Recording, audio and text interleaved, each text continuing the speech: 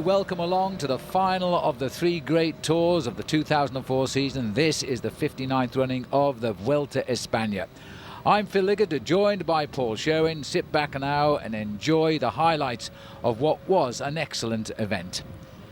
The race itself starting from León, right in the far northwest corner of Spain, going across the top of the country, then down. But this route particularly hilly this year. Many of the riders on the 21 teams saying that it is possibly too hilly. It's certainly one for the climbers. 187 riders will take the start, by the way, and the big surprise is that Francesco Casagrande out on the pre-race test for blood levels too high in hematocrit, and he's gone home. Vastly disappointed for him, because he was saying this was his big aim of the year. Well, we're looking now at the route for the opening team time trial. And just 27.7 kilometres. The first man across the line on the winning team will be the first wearer of the golden jersey, Paul, not a yellow jersey in the... Well, the fastest team at the moment is Fassa Bortolo with a time of 32 minutes and 10 seconds. But Il Baleares, the former Banesto squad, are coming in here, Phil, with a storming ride. Yes, well, the time taken on the fifth rider as usual, and it's a very good ride for Il Baleares. Of course, this is a very important race for them, the former Banesto squad. And this is now the arrival of T-Mobile, and they too look set now to upset the leaderboard. I think this is to be expected from T-Mobile. They pulled in some good riders here and given Cadel Evans a ride in the Tour of Spain as well. Best time so far, 25 seconds to the good. Well, it's a good ride by T-Mobile. They're trying to, I think, ride a little bit better than they did at the Tour de France, but this has never really been their best discipline. But this is the discipline of the US Postal Service, and as they were at the Tour de France, Phil, posting very fast times out on the course, and I think they're going to really knock spots off T-Mobile. Well, they love riding team time trials, even without Lance Armstrong, who is about to wind down his season back home in the US. But this is a very strong team here, and they have major ambitions in the Vuelta España. Mostly stage wins, they say, but right now they could be on top of the overall classification. They're coming up to the line, 31.16. The time to beat. Landis is the man in the front. If this is the best time, then he'll get the golden jersey, 30.45. Yeah, but what a whopping beating it is. 31 seconds ahead of T-Mobile. That's going to put all of the riders at the US Postal Service right at the top end of the overall classification. I can see 6 riders there who finished in exactly the same time. 7 riders actually coming across. So that is going to look a very interesting top end of the overall classification. And for Floyd Landis, what a great end to the season. And Floyd Landis rumoured now to be going away from US Postal at the end of the year over to Phonak, the team of Tyler Hamilton. As we look now at confirmation, Postal have got the best time. They are the first winners of the team time trial today, and that means that Floyd Landis will be the rider to pull on the leader's golden jersey, his first major jersey in a major stage race at that. So US Postal, under the guidance of Johan Brunel, have made an excellent start. There is the order. Naturally enough, all of the riders who finished with Landis follow line astern in the overall classification. Well, the forecast for tomorrow, by the way, is strong gusty crosswinds. So even though the stage itself is basically for the sprinters, it's going to be a tough one to realise, I think. Erik Zabel, good start for him. He led over there the riders in T-Mobile. Onward to stage 2. There we are, right at the top of the picture, heading on now from León to Burgos. We're in famous cycling country here as far as the Spanish are concerned. And this is a long distance today, 207 kilometres. There aren't too many races, stages rather, in the Vuelta, over 200 kilometres this year. Short, fast and snappy is the theory. And this, as I say, one of the hilliest races in recent years in the Vuelta. But this one shouldn't pose too many problems. Yeah, but this is a very difficult area of Spain to race through as well. It's basically on the plateau. Most of the stages are around about 700 meters or 2,000 feet in altitude, and the winds have not split up the main field. And coming into 2 kilometers to go, we've got Team Fassa Bortolo on the front, and the reason for that is obviously to try and set up the sprint for one Alessandro Petacchi. Yes, the man who really is on top of his form. 9 stage victories, don't forget, for him in the Tour of Italy, which was a post-war record. He currently has also won 4 stages in the Tour de France in all, and now he's looking to add to his Vuelta total. And it's a familiar sight, isn't it, with the Fassa Bortolo trying to head up the train here. This coming to the end of what is on day 2 and stage 1, the longest stage of this year's Vuelta. Get it out the way early is the attitude. The winds themselves haven't caused too much of a problem. The breakaways have all been swept up. This is a big sprint for the line for Fassa Bortolo. Huge sprint there in 5th position there. You can just see the T-Mobile rider. That is Erik Zabel right on the wheel of Alessandro Petacchi. But this team really has become the unbelievable lead-out team of the man who is turning out to be the fastest sprinter in the world. And just a little bit further back is Oscar Freire. Well, Erik Zabel, he almost made it this year. I've lost count of the number of second places this great German rider has had in sprint finishes. He'd just loved to convert one into a win right now. He's the points winner for the past 2 years here in the Vuelta España, and a very consistent rider. But right now, he's trying to get over the top of the train here. Zabel tucked in nicely, third wheel. Sitting on the wheel of Alessandro Petacchi. Other riders trying to move up now as they sprint for the line. There are no bonuses, by the way, in the Vuelta España, so you race for real time here. It'll go on points count back amongst the postal boys if there's a jersey change, and it was easy, wasn't it? Alessandro Petacchi has opened his account like he did on the Giro d'Italia on the first road race stage. And Stewie O'Grady wasn't very far away there either, looking for a good end to the season after winning himself an Olympic gold medal in Athens. And what a great season he's had in the latter part of the year after a very difficult start to the year for Team Cofidis with that drug scandal that involved David Miller and Philippe Gaumont and a lot of other riders on their squad. Well, Stuart O'Grady is having a great season despite the rather shaky early April and May time. Let's have a look at the sprint again. Zabel, the eternal second, on the wheel there. Oscar Freire taking him on as well. But Petacchi has all of the answers right now. He continues his form onward into the month of September. He's an unbelievable bike rider, and it's just incredible ease as he goes across the line there. And poor old Erik Zabel, as you're right, Phil, what kind of a season would he have had if there hadn't been an Alessandro Petacchi around? Absolutely. Zabel has had 1 second place after another this year. He still boasts 7 wins despite that, but he got 14 last year. Just look at this. This is an absolutely superb lead out for Fassa Bortolo. The man there just pulling off the front, in fact, is Vladimir Gustov. And watch the way he actually just opens up the gap there to allow his team leader to come through. He moves over to the left-hand side. That way, it just opens the door enough for Alessandro Petacchi to go through, which keeps the riders on his slipstream just that little bit lower, bit slower. And Erik Zabel there actually had to break a fraction. Nothing illegal about that at all. A very good tactical lead out. Zabel's a brave cyclist, though. He went through a gap there that was closing down on him. Cost him the win for sure. Second place. And Alessandro Petacchi can't believe it as he notches another win. There's the result anyway. Zabel taking the victory, another second place rather. Freire a third. Stuart O'Grady off to a good start in 4th. Could be a battle of the sprinters this early few days. And Pedro Orillo also sprinting well there in 5th place. But the wins are mounting for Alessandro Petacchi. Picked up 30 last year. He was the year's top winner. And he's locked in battle this time around to be top winner with Tom Bonen from the Quick-Step team. The Belgian rider, he's not riding this race. Maxi van Heeswijk on count back becomes the new leader. Benoit Joachim at 2 seconds. But it's still very much the top end of the overall classification, dominated by US Postal Service, and Erik Zabel in 8th place is the best of the rest. Nice to see Max wearing the golden jersey as leader of this great bike race, and it was in the Vuelta España a couple of years ago. He got himself a stage victory when he jumped out of the pack on the final day of racing. That's right, and a good season, actually one of the best seasons that Maxi's had, and looking forward to an early end to it, I think, now, because it's been a long year for him. Onwards to stage 3, onward we go from Burgos to Sarria, 157.1 kilometres, a little bit more ripply now, and it has a rather ugly finish, this one. It's not an actual mountain, but it is a bit of a grovel up towards the finishing line in Sarria, as the race unwinds over 1 or 2 small hills in the area here. Very nice countryside. We're in that part of Spain now, in the north, as we cross from west to east. Well, in the northern part of Spain, it always can turn out that the weather is rather treacherous, and certainly the rain in Spain has fallen on the plain here this afternoon, running into the outskirts of Soria, the main field completely together, hardly any incidents out on the route. But I tell you what, it really is starting to cause a few gaps as they come into town here on the wet surface. Well, these are the twists and turns. The conditions really are quite dangerous, have been for most of the day today.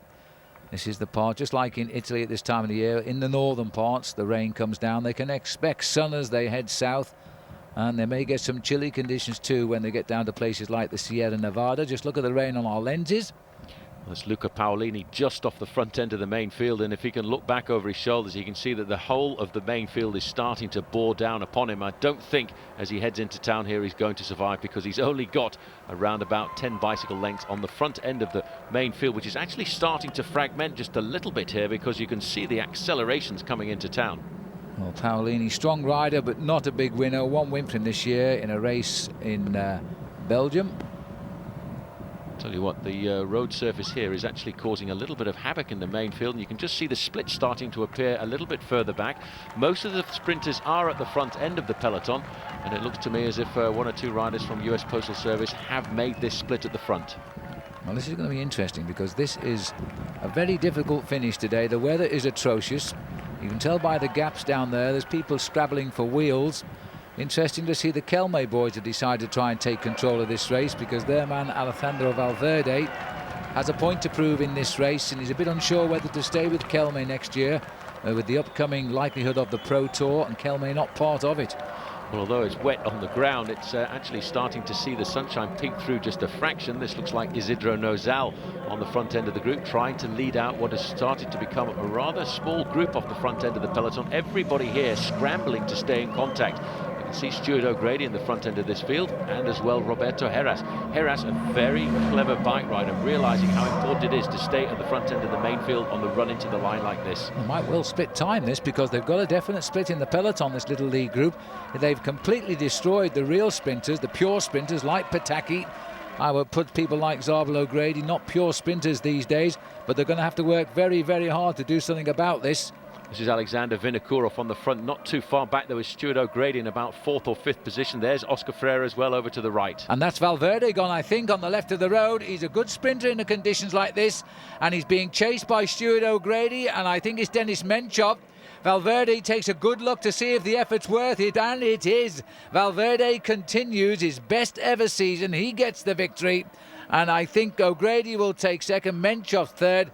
And in that group as well was Oscar Freire. But surprisingly, Zabel didn't make the split. Another man who didn't make the split either, it was the man who was the overnight leader, Max van Heeswijk. He's a little bit further back down the main field, so there's going to be a change in the overall classification. And there's Van Heeswijk just coming through there now. He's around about 15 seconds in arrears. There's the winner of the stage, Alejandro Valverde.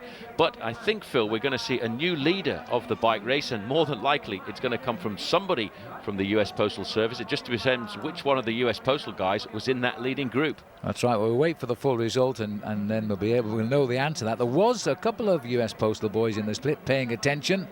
Poor old Max was caught out at the back there. But Valverde continues his wonderful season here, and he's going to be delighted with this. He's come into this race third in it last year, but this time around he really has come in as quite a favourite here, and expected to take on the likes of Roberto Heras. There's Heras though, and that's a good result for Heras, taking 5th place. That's a really good result for him. Looking further down, still no US Postals in the top 10. Well, we'll wait and see who they give the jersey to, because one or two of them were in that leading group. Good to see Stefano Garzelli at the front end. In fact, it was Benoit Joachim who was the man at the front end for US Postal Service. So for the Luxembourger, he will now take over the mantle of the golden jersey away from teammate Max van Heeswijk. That's a great result for the former champion of Luxembourg. And Benoit Joachim here, keeping the USP on top with some good tactical riding today as well. As we move on now to the 4th stage of the Vuelta, as we continue on. Heading on now to Zaragoza. And a few ripples on the road today. Highlight is the 3rd category climb, but then after that we go gently downhill to complete what is just over a 100-mile stage. And in these cross rides across the top of the country, the winds can be a little bit troublesome, but basically the race itself will try and keep control of things before they start the plunge down to the mountains. It's a very pretty part of Spain, and once again the race here dominated by the slight crosswinds, which have done nothing to split up the main field. A very large group of riders coming into town of Zaragoza, where in the past we've seen some very fast stages of the Vuelta a España. A lot of movement at the front end of the main field coming into town, a very rapid final couple of kilometres. Well, there is the big field, 187 starting in the race. And giving a chance here once more to the big sprinters to have a go. And again, their tails are up because Petacchi will have spent a long time looking at the routes that suit him in this year's Vuelta España. And he knows they're the only stages he can play for. He'll hang on in the mountains, and the last week of this race is virtually all mountains. So any ambitions for the points competition too is you've got to get into the thick of it right now. Well, it looks as if Fassa-Borto on the front here have not got themselves completely and utterly in control here, because in fact the rider on the front there is a T-Mobile rider, followed by a man from US Postal Service, and then it doesn't seem as if the firepower is there for Alessandro Petacchi's team. They're not completely organized on the front end of this race. That's Botero on the front there for T-Mobile. Coming up to the front now, you can see Fassa-Borto trying to take over control if they can. But it's a little bit disorganized for them at the moment. They've allowed one or two other riders to get into the front end of this main field. And still 187. All of the starters still in this race. No retirements yet as we're moving on to day 5. Whole field here now heading into Zaragoza. Remember, Zabel has won the points on the last 2 occasions. He's mixing, but he's not yet challenging for that point. So obviously, Alessandro Petacchi is riding extremely well. Everybody around that corner nice and safely at the front end of the main field. You can see gaps starting to appear. I think finally Alessandro Petacchi's team have got themselves in control, but there are gaps now starting to appear in the front end of this main field. Marco Zanotti is not far away either, the Vinny Calderola rider in the lime yellow-green jersey. Fassa-Borto, there's Erik Zabel in 3rd position, right on the wheel of Alessandro Petacchi. Let's just look at the speed of Petacchi here. This light lead out, boys, they've got it right again here. Face of Zabel. He's still got the perfect position. He can read a sprint so well. He can put himself in the right place. He's getting a little bit older, of course, and it's a bit more difficult to find the twitch fibers. Again, he's let Petacchi lead into the line, and he's never beaten him yet. Here he comes on his shoulder. Ferrer pushing as well. And as he comes to the line, it's a little bit less certain this time, but no doubt who took it. Alessandro Petacchi snatched it on the line. Erik Zabel, yet another 2nd place for this man. He's going to count all of those seconds at the end of this year, and he's going to find an awful lot. He is well into double figures in 2nd places. This is just amazing, the speed that Alessandro Petacchi has got. As soon as he gets to the front, he just gives it full gas, and he's now taken this little habit, Phil, of looking over his shoulder to see how far behind the challengers are going to come. Erik Zabel getting 2nd place, Oscar Freire 3rd, and just a little bit out of the action, but always consistent. Stuart O'Grady coming across for 4th place. O'Grady wearing the jersey as points leader, but he'll find now with that 2nd place to Zabel, he'll have lost his grip on that, at least for the moment. Zabel should be the new leader of the race on points, and Alessandro will slip in to 2nd place. That's O'Grady leading over Angelo Ferlan of the Alessio squad. Just look at this, perfect lead out by the team. The last man to pull off there looks across to see that he's actually set up his man to perfection. Erik Zabel in the ideal position, and a couple of years ago, if you tried to lead Erik Zabel to the line like this, there was absolutely no way you could stop him coming by. But this man, Alessandro Petacchi, has got such an incredible turn of speed. He accelerates all the way up to the finishing line. He was challenged a fraction there, but he still gets the win by at least half a bicycle length. And there's the result. It's only day 5, and already Petacchi has 2 wins under his belt here. Erik Zabel in 2nd place. Oscar Freire in the mix as well, with O'Grady also riding good well. This was a sprinter's paradise today. They're all there. And it looks as though Benoit Joachim has done enough to keep the lead to US Postal in that sprint finish. Will stay on top with all of their men. They're making the most of that team time trial, you see. And they've swapped it around a little bit. This is Joachim being the 3rd man to pull on the golden jersey. And Heeswijk at 18 seconds. Beltran, Michael Barry and Floyd Landis. As we now continue on our way to stage 5 now. Goodbye to Zaragoza. As we head down to Mareia. We begin to move down to the coast now. They're a long ride, 186.5 kilometers, and all of the pain comes at the end with a 2nd and a 3rd category climb up to the finish at Mareia. These are the first taste of the mountains, really. And the final climb just on 2 kilometres to bring them up to the line, but it is a very sharp climb. It should spoil the moment for the sprinters, that's for sure. And as we're heading to Aragon, the winds again will be cross. Well, just around about 3 kilometres to go. This has been a very aggressive stage here this afternoon. After about 55 kilometres, a group of 17 riders got off the front end of the main field, and it put a lot of pressure on the peloton. It then split up a fraction towards the end, and that let a small group of 5 riders get clear, and that included Stuart O'Grady, and a lot of people were very attentive about that. In fact, they're just surviving off the front end of the main field. You can see the field has split quite dramatically. There's around about 25 seconds from the group of the leader to that front group of riders.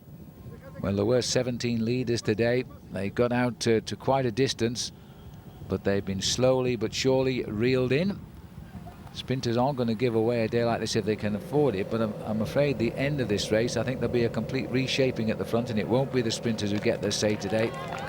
And Kelme quite clearly feel that they have a chance here to reshape the conditions.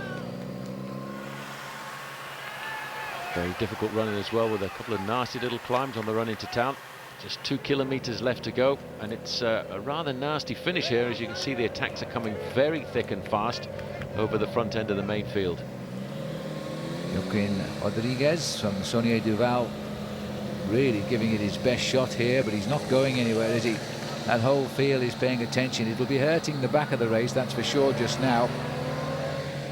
We've already had word that Scott Sunderland has abandoned the race, and also a number of T-Mobile riders gave up today. The rumour is overnight they had something bad to eat, and that in fact they're actually going to analyse the rice pudding from the hotel to see if that was the problem. Santiago Botero, Torsten Hickman and Stefan Vesseman have all gone, along with Scott Sunderland, all feeling decidedly ill this morning. That's pretty sad. That leaves a big dent in T-Mobile. It's going to make it very difficult for Erik Zabel over the next few days, losing so many teammates in one move. Aitor Gonzalez coming across here for Fassa Bortolo in their blue and white jersey. We could see the renaissance of Aitor Gonzalez, who certainly, since he moved across to the Fassa Bortolo team, has not been the man who got himself victory in the Vuelta España a couple of years ago. No, he had a great moment in the Tour de France this year, of course, and he did win this race in 2002. But he hasn't really sparkled since 2002. That was Benoit Joachim there in the back end of the group, still holding on, trying to survive, and you can see what a magnificent town this is the riders are coming into this afternoon. These two have actually got a fairly serious advantage.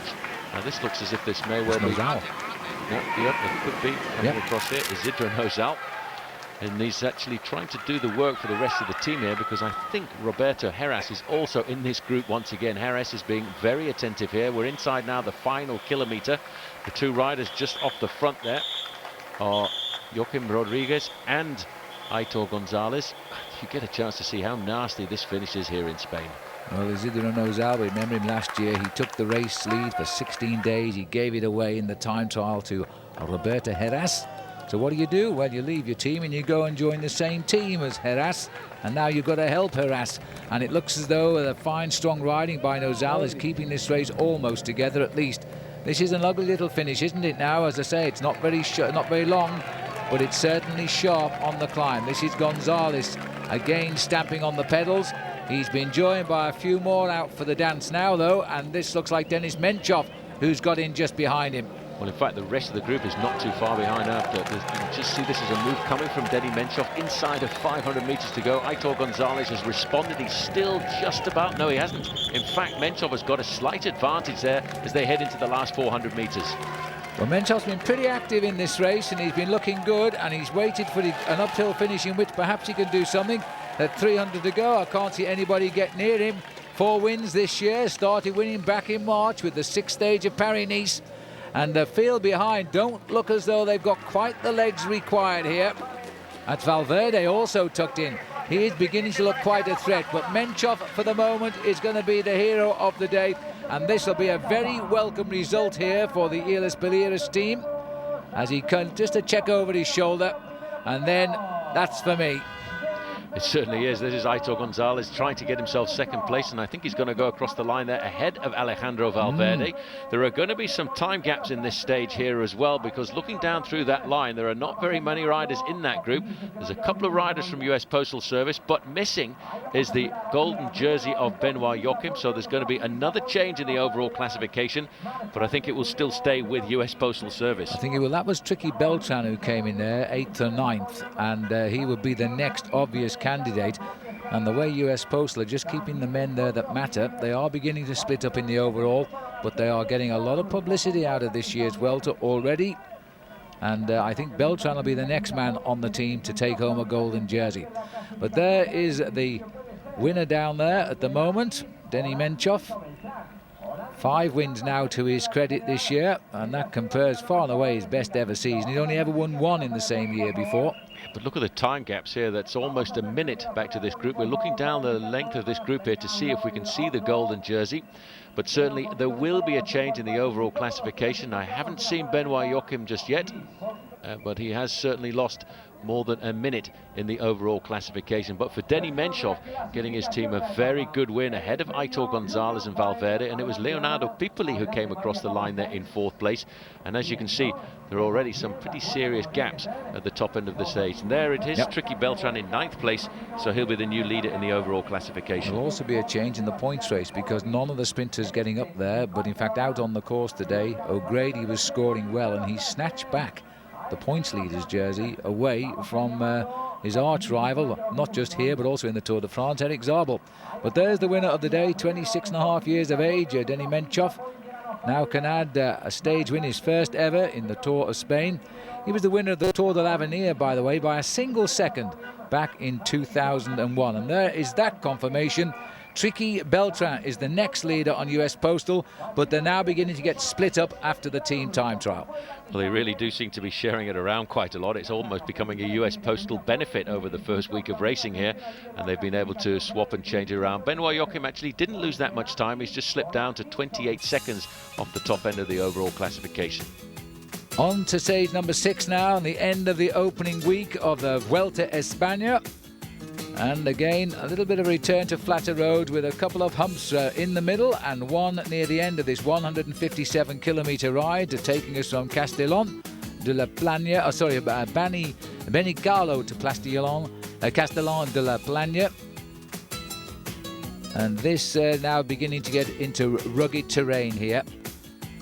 An interesting stage, this one. We're heading down the Mediterranean coast. But although those hills, for me, a little bit too far out to affect the standings of the race, but we'll see. Well, the front end of the main field looks today as if it's Cofidis are going to try and lead out Stuart O'Grady. They've just been attacked there as we go inside of 2 kilometres to go. O'Grady right at the front end of the main field.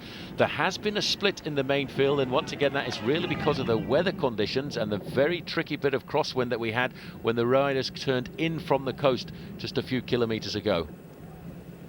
Well, they've come in just a little bit, and the wind is now more or less helpful for them. And still we're hearing of riders having trouble with that food poisoning saga that they had. Still 1 or 2 riders not enjoying the race at all. Andreas Clear, another T-Mobile boy, has gone now. He didn't finish. He's packed in during the day here. And also Bertoletti from Lampre has gone. So we're down to 181, but really the riders who have left the race appear to be suffering from some strange form of food poisoning. It's always very sad when that happens at a team hotel, and that is obviously what has happened. A lot of those riders from T-Mobile have gone out with some kind of food poisoning, and it's going to be very difficult and very lonely, I would say, at the dinner table in the evenings. Cofidisville today seemed to be trying to set this up for Stuart O'Grady. 1 or 2 of the sprinters have missed out on the split. There are only around about 80 riders in this leading group of riders, and as you can see, Cofidis are in complete and utter control there as we go inside of the final kilometre. And maybe Stuart O'Grady is going to get that win. O'Grady, in fact, has been swapped there, and it looks as if Erik Zabel wasn't too far away from the front end of this line.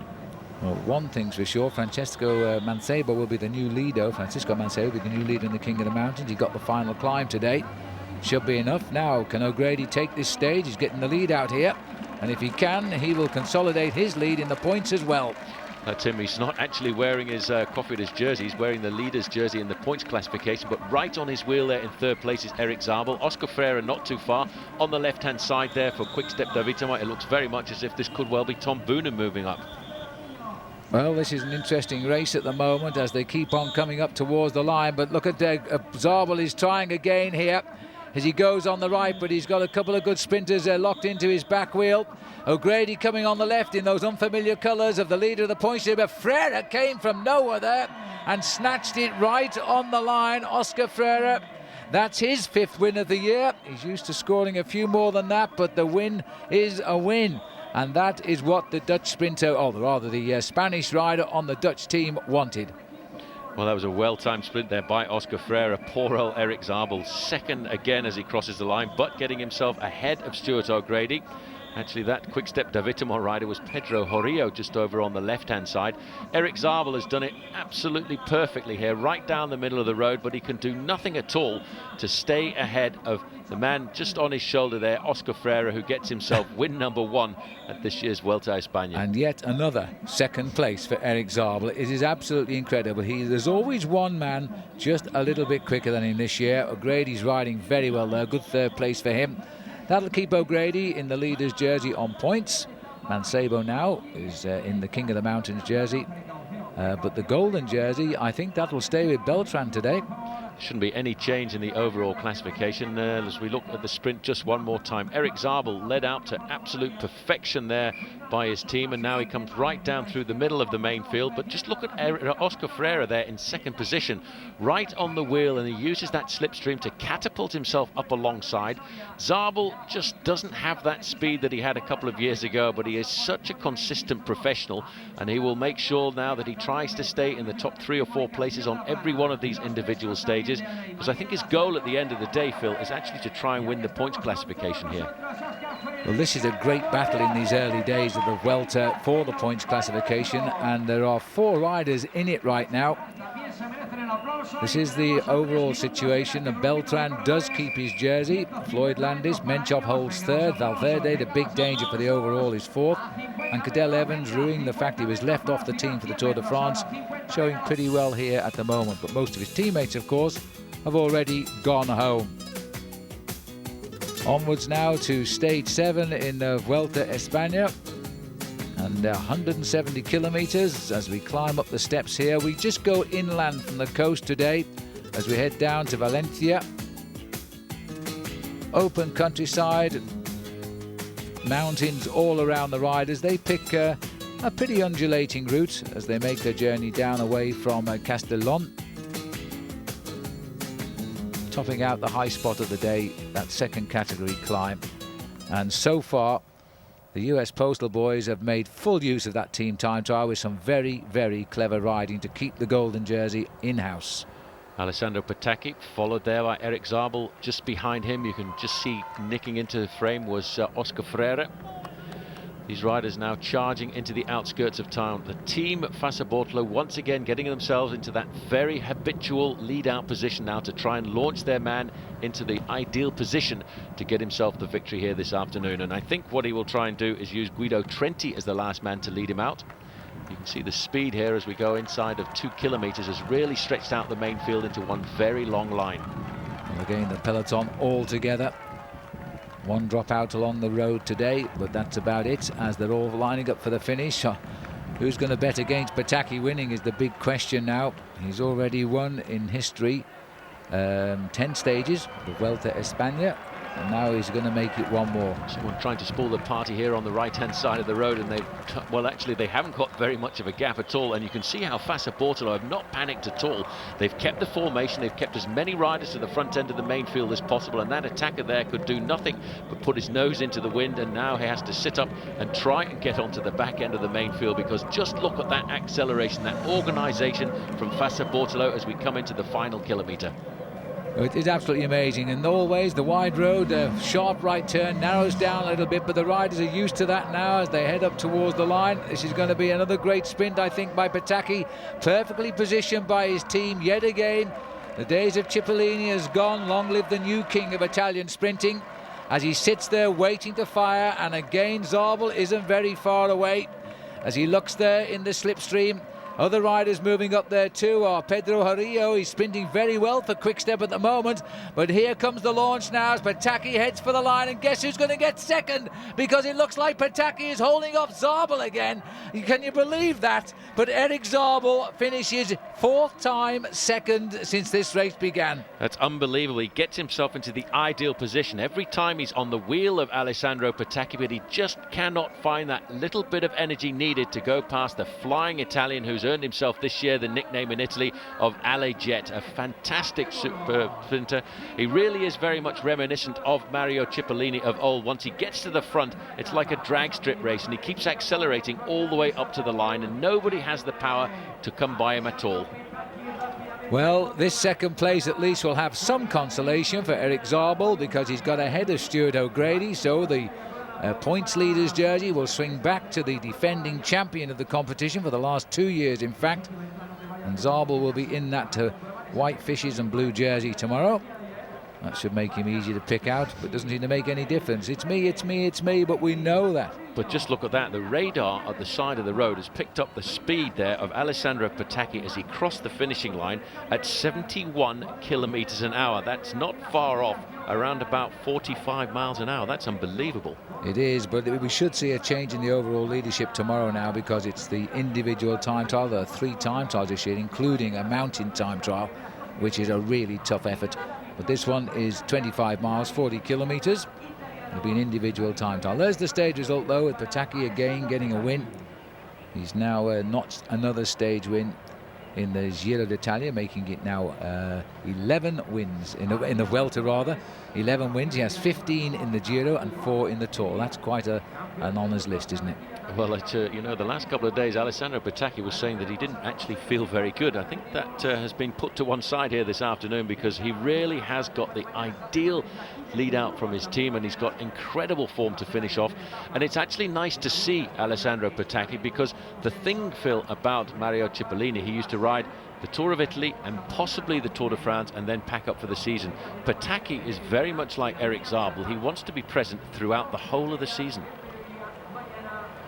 Well, what does Zabel think when he looks across? That man again has just taken him out and spoilt his grand moment. Zabel, without Petacchi in this race, would have been running away with the points competition. Petacchi, you see, only goes for the win, and then if he's not in for the win, he doesn't score any points either, because he doesn't contest the finishes.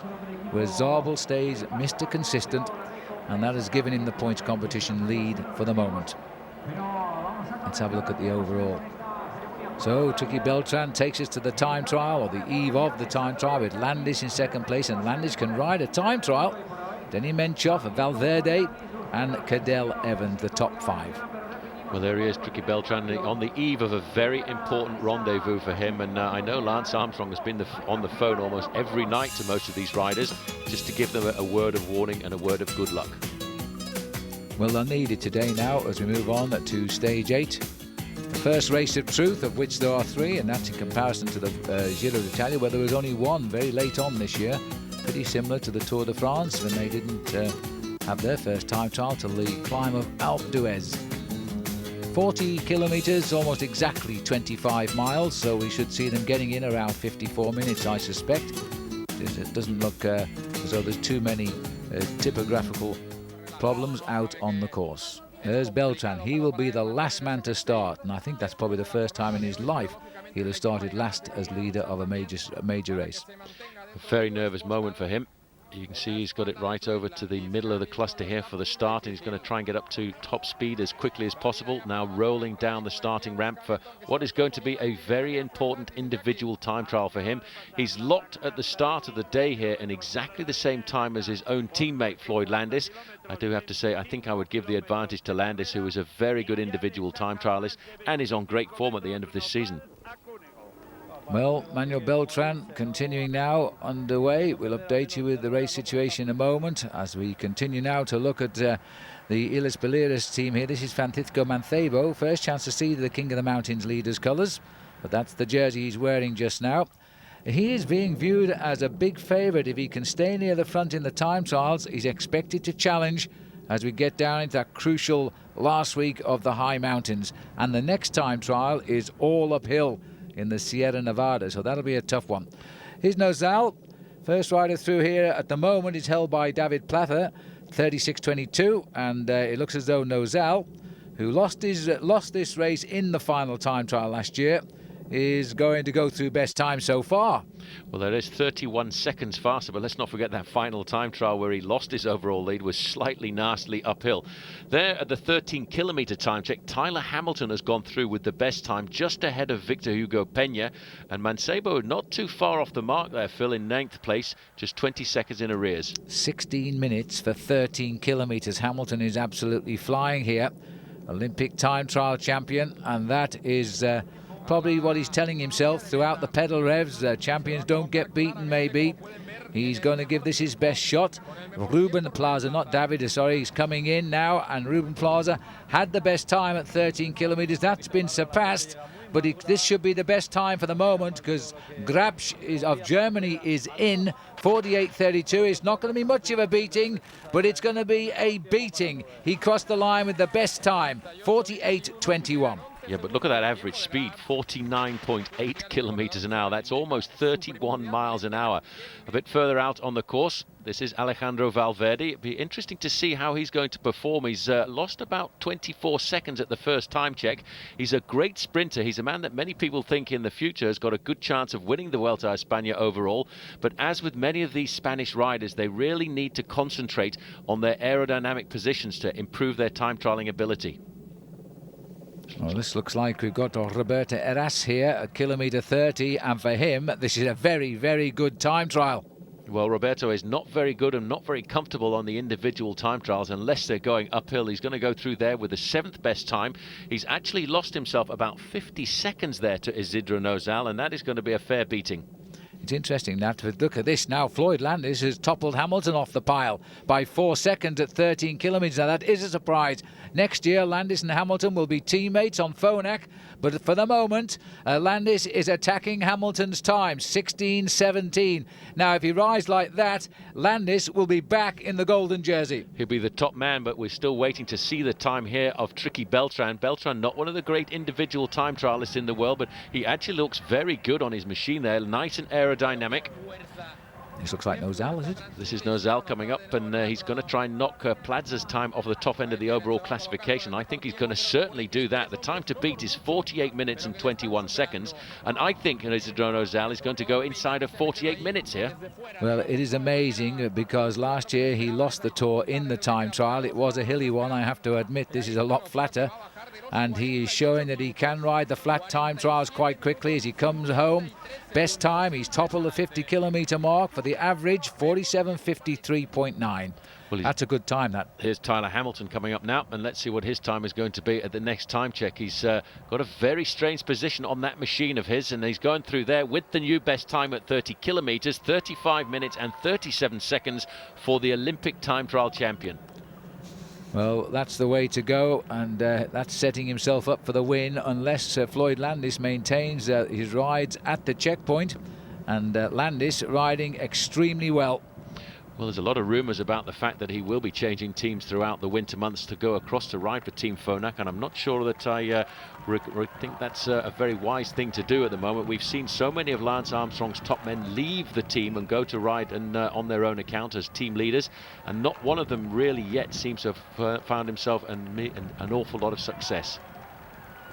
Victor Hugo Peña, he's coming through here. This is going to be a good time for Victor Hugo Peña.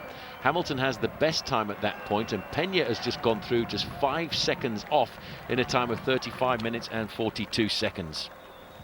Well, Peña, don't forget, briefly led the Tour de France last year, and I think this is the best teamwork we've seen with them throwing the jersey around, probably since that time when they waited for the jersey to finally settle on Lance Armstrong's shoulders. But here, they've all had a scent of the golden jersey, and if the pace is kept up by Landis, it's going back. Carlos Sastre here now, also a man for the Vuelta, and trying to fly the flag for CSC. And is he going to do it this time? He's not going to come through with the best time, that's for sure. Bert Grabsch, who was the early leader, down to 4th, but now Sastra's gone over him with third for the moment. Well, that's a good ride by Sastra, because he's a man who was much more at ease in the big mountain passes, so I think he'll be fairly happy with that. But this is a great ride by number 1, Roberto Heras. Heras is not good at the flat time trials, but here, Phil, he's going to get himself a top 10 finish with a ride like this. I think this has been exceptional for Heras, and I think this is augured well for him to ride a great ride through the mountains. The defending champion is looking pretty sharp. He hasn't made any mistakes yet. When he's seen groups going away at the sprints, he's made sure he's been in them. He had a terrible Tour de France. His tour was over before we even saw a mountain this year. They're destroyed by the teamwork of US Postal. 25 minutes down before he got to the mountains. But this time is good. A 7th place for Heras is a great time. It's a great ride by Roberto Heras, just a minute behind Isidro Nozal, but there are some very fast times being posted out on the open road at kilometre 30. This is Francisco Mancebo. Again, a very good climber, not a great individual time trialist, but today, Phil, a lot of the climbers are actually posting very fast times. They realise how important the time trial is, and they seem to be rising to the occasion. Last man on the road, Tricky Beltran. He has an absolutely superb position. You know, a lot of time and money has been spent by US Postal Service in wind tunnels throughout the years at MIT to try and get their riders as aerodynamic as possible on their machines, and it is certainly starting to pay dividends.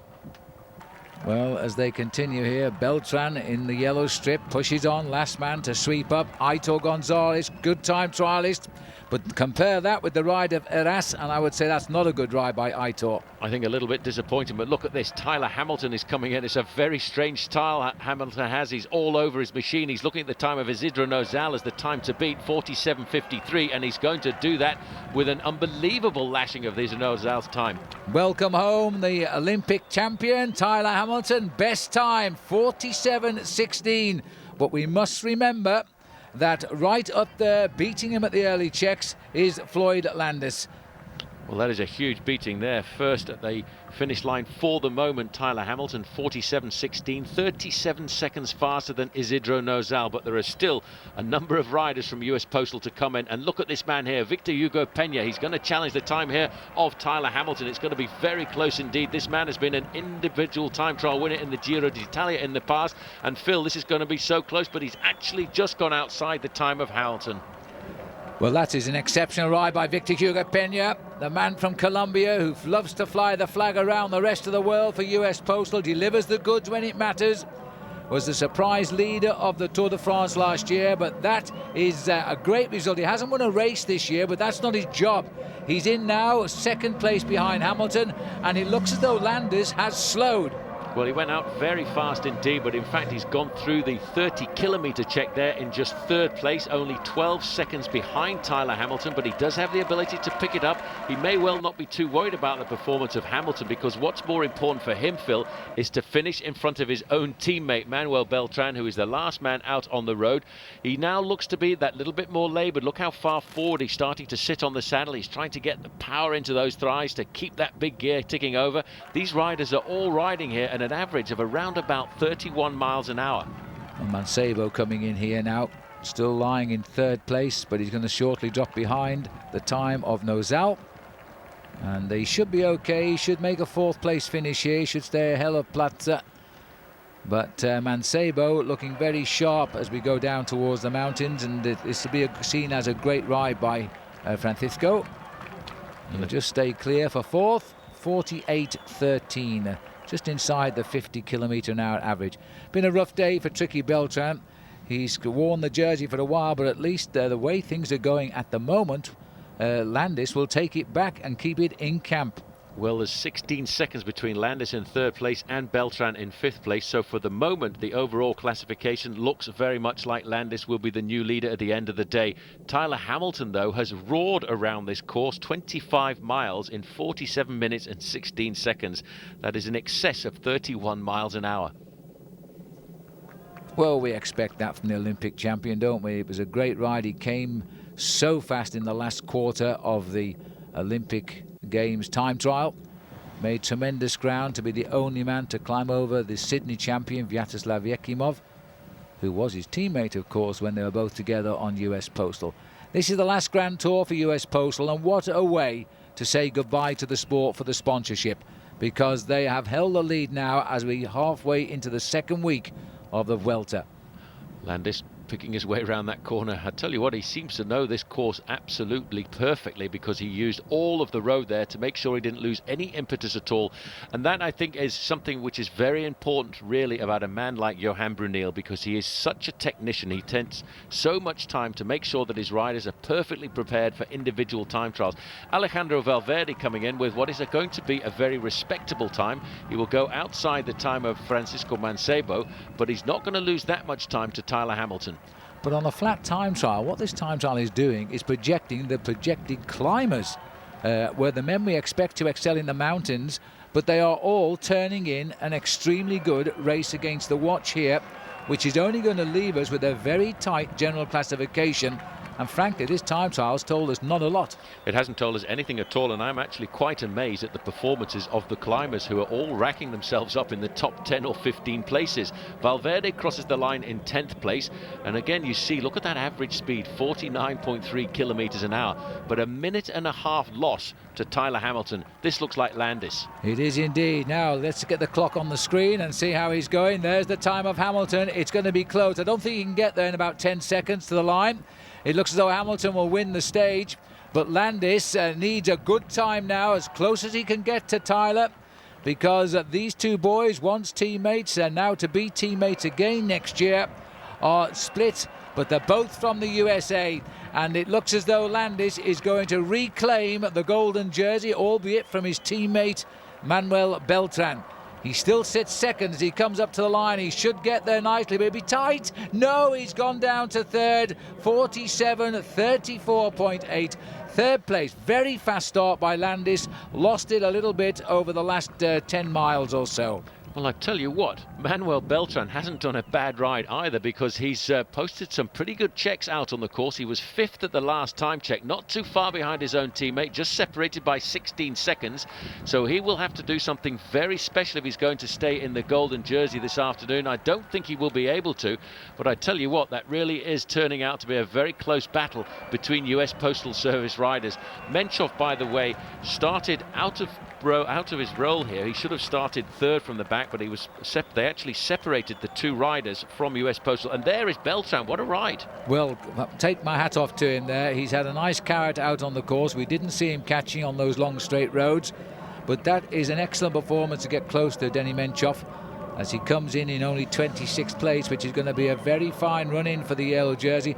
It's true what they say, pull on the golden fleece, it turns you into two men. That's a 4th place finish for Beltran, and it's going to be tight. He may not have lost his lead here. I will do. Look at that. The difference between the two of them is 10 seconds. And that really is quite a remarkable comeback for Beltran, because he was 16 seconds down at the 30-kilometer time check and only 10 seconds down on his teammate Landis at the finishing line. That was a great recovery by a man who is reputedly not a great individual time trialist. Second, third and fourth for US Postal, behind another American, Tyler Hamilton from Phonak. And I think it's close, but I think it'll just fade away slightly in favor of Landis.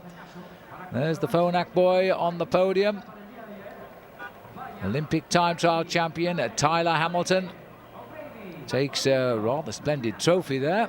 A little book to read when he's got nothing to do when he goes to bed tonight. As he prepares now, he'll be happy with that. He came here with no big ambition, to do his best, he said, and as a result he's done his best. There it is, and it is those 10 seconds. The 10 seconds lost in the time trial to Landis has reversed the situation overall. Floyd Landis gets the golden jersey back, and Hamilton now up into third. Well, Valverde not too far away either. He stays in the top 10 in 6th place. Benoit Joachim didn't ride an excellent individual time trial, but he still managed to keep himself up in the top 10 in the overall classification.